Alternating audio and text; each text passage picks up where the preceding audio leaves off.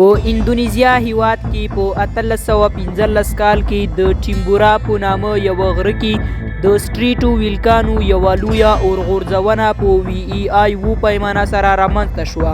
دا اورغورځونه دومره شدیده وه چې تر 10 کیلومترو څخه لرې ساحو ته د دې اتشفشان اغیزې ورسېدې چې په زرګونو اندونیزیایي خلکو ژوند یې واخیست او همدارنګه په زرګونو انسانان یې زخمی کړل. دا اورغورځونه دومره تیزه وه چې د همدې غر سر یې هم له منځه یووړ. د دغه غره لوړوالی 14,000 فوټه و، خو د اورغورځونې څخه وروسته یې دغه لوړوالی 3,000 فوټو ته راښکته شو. خو څنګه اولې اورغورځونه رامنځته کیږي؟ عبدالمنان افغان درته یو ځل بیا ښه راغلاست وایي. په دنیا کې ډیر اورغورځونکي موجود دي چې زیاتره یې غیر فعال اورغورځونکي دي، خو د ځینو څېړنو له مخې 1500 فعال اورغورځونکي په دنیا کې موجود دي چې ځینې یې په ځمکه او ځینې هم د سمندر په پوړ کې موجود دي. خو شاید تاسې په دې نه وئ خبر چې اورغورځونکي زیات په کوم ځای کې موجود دي، چې په حیرانتیا سره 15% اورغورځونکي د آرام سمندر په شاوخوا کې موجود دي. یعنی زیاتره اورغورځونکي د آرام سمندر پر شاوخوا راتاو شوي دي.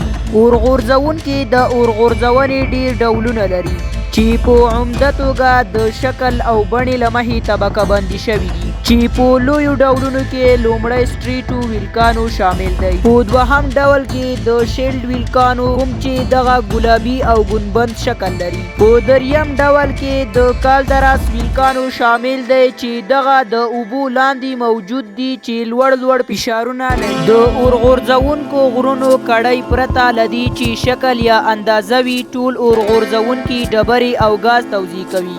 د دې اخراج سفر د ځمکې لاندې د اوټر کور په نوم طبقې څخه پیل کیږي. دغه طبقه کولی شي چې د لمر په څیر تودوخه تولید کړي چې خپله تودوخه شاوخوا ته انتقالوي او بیا دلته یوه ډبرینه تخته یعنی مګما جوړوي. دغه مګما د ډبرو په پرتله سپکه ده، نو له همدې امله دا پورته حرکت کوي او دا دومره فشار لري چې د غره په سر کې سوری کوي او لویه چاودنه رامنځته کوي، کوم چې موږ یې اتشفشان یا اورغورځونه نوموو. مګما یا ډبرینه تخته لاوا ته هم ویل کیږي چې تر 2000 فرانهایټ پورې تودوخه لري. د لاوا سربیره اورغورځونه د ګرم ګاز سره هم راوتلی شي. د ګرم ګاز اورغورځونه په ساعت کې 1000 میله سرعت لري، یعنی دا کولی شي چې هر څه وسوځوي او له منځه یې یوسي. که چیرته په یوه سیمه کې اورغورځونه رامنځته شي نو کولی شي چې هغه سیمه له منځه یوسي. د اورغورځونې د چاودنو د اندازه کولو لپاره ساینسپوهانو د اتشفشاني چاودیدونکي شاخص رامنځته کوي یعنی وی ای آی. یعنی د دې په واسطه مو کولی شو چې یوه اتشفشاني چاودنه اندازه کړو. دا مختلف عوامل په پام کې نیسي.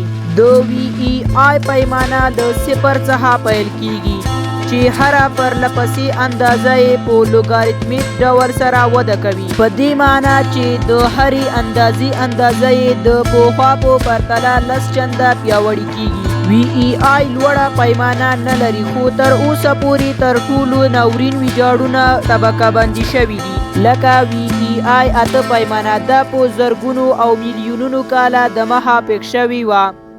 لکه څه ډول چې اورغورځونکي د طبیعت ویجاړونکي دي، خو آیا تاسې پوهیږئ چې دغو اتشفشانونو د ځمکې لپاره ګټه هم لري؟